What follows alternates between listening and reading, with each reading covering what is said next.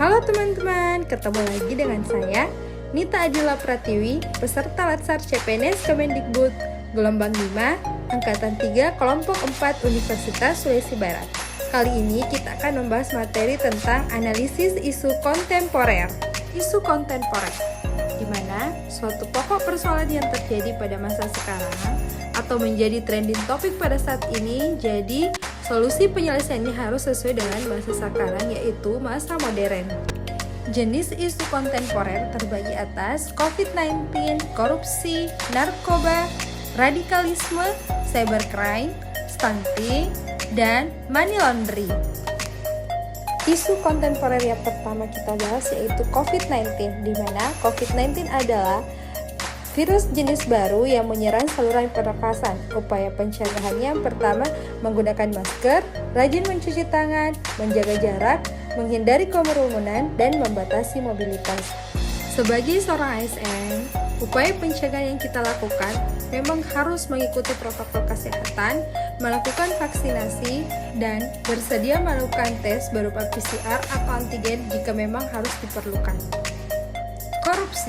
Korupsi disebabkan oleh dua faktor individu dan faktor lingkungan, di mana faktor individu yang mempengaruhi dirinya sendiri, dan yang kedua faktor lingkungan, di mana faktor ekonomi atau gaya hidup yang berlebihan.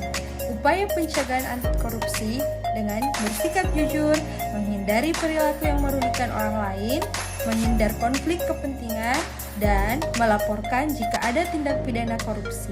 Narkoba, penyebab seseorang mengkonsumsi narkoba yaitu faktor lingkungan. Yang pertama, lingkungan dari keluarga dan lingkungan pergaulan.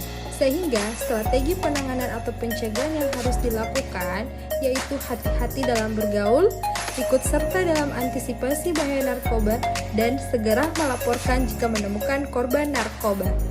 Radikalisme adalah salah satu ancaman di Indonesia saat ini, karena disebabkan oleh paham atau aliran yang menginginkan perubahan atau pembaruan sosial dan politik dengan cara kekerasan. Sebagai seorang ASN, penanganan atau pencegahan radikalisme dengan menerapkan nilai-nilai Pancasila di kehidupan sehari-hari, baik di lingkungan kerja maupun di lingkungan masyarakat, dan rajin mengikuti seminar bela negara. Cybercrime adalah penggunaan komputer sebagai alat untuk meraih tujuan ilegal seperti penipuan, pencurian identitas, serta pelanggaran privasi. Cybercrime disebabkan oleh akses internet yang tidak terbatas dan mudah, serta mudah melakukan dengan risiko keamanan yang kecil. Sebagai seorang ASN atau masyarakat biasa, kita harus tidak mudah percaya berita yang tidak memberikan fakta-fakta, tidak memberikan data pribadi dengan mudah kepada orang lain, dan selalu memiliki sikap waspada. Stunting adalah penyakit yang biasa menyerang anak usia di bawah 5 tahun yang disebabkan oleh faktor ekonomi keluarga, penyakit, infeksi berkali-kali, dan kondisi lingkungan. Pencegahan stunting bisa dilakukan dengan pola hidup sehat atau pemenuhan nutrisi untuk usia balita, imunisasi sesuai dengan jadwal yang diberikan, dan perbaikan pola asuh. Dan yang terakhir adalah money laundering. Money laundering adalah tindakan menyemarkan dana maupun aset yang bukan haknya dan berasal dari kegiatan kriminal. Tujuannya adalah untuk memperkaya diri sendiri.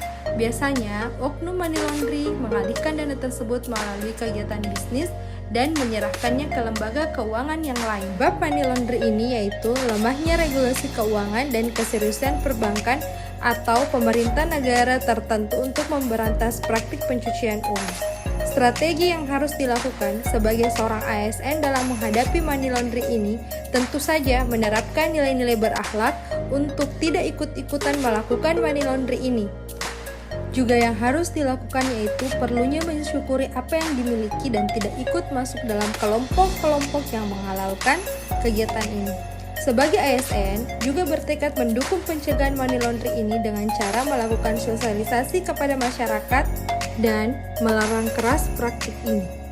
Pendapat saya sebagai seorang ASN tentu saja tidak setuju dan sangat menentang praktik ini. Seorang ASN harus memiliki integritas untuk mengharapkan praktik money laundry ini, dan jika terdapat orang yang melakukan praktik ini, maka seharusnya diberikan hukuman yang sesuai dengan peraturan perundang-undangan.